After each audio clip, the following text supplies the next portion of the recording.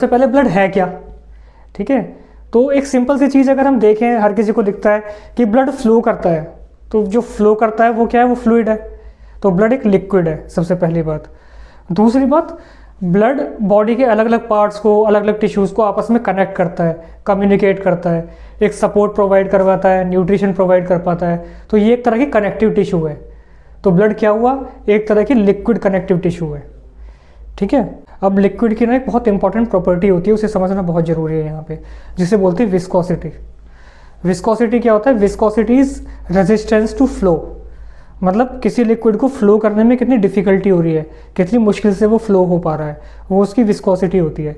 जैसे पानी तो हमने देखा है कितनी आसानी से फ्लो हो जाता है, वहीं उसके साइड में अगर आप ऑयल रख दो तो उसको थोड़ी सी डिफ़िकल्टी होगी फ्लो करने में पानी के मुकाबले।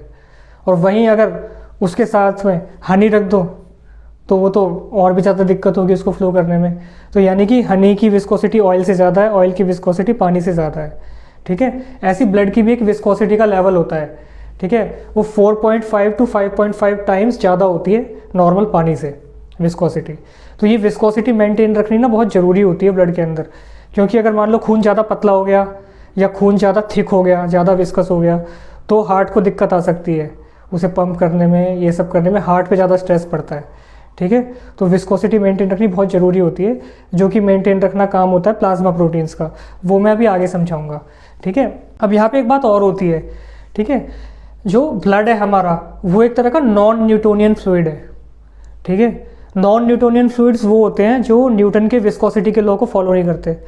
न्यूटन के अकॉर्डिंग कोई भी जो लिक्विड होता है, कोई भी फ्लूइड होता है, उसकी विस्कोसिटी हमेशा कांस्टेंट रहती है। जैसे पानी है, पानी को आप कहीं से भी डालो, कुछ भी करो, कितना भी उछालो, उसकी विस्कोसिटी हमेशा वही रहेगी। ठीक है, नॉन न्यूटोनियन फ्लूइड्स वो होते हैं जो इस चीज़ को फॉलो नहीं करते, मतलब उनकी विस्कोसिटी वेरी करती है। ठीक है, तो ब्लड उसी के अंदर आता है।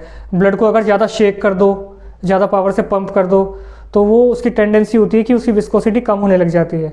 और अगर उसको स्टैंडिंग छोड़ दो ऐसे ही, तो उसकी विस्कोसिटी बढ़ने लग जाती है। क्यों?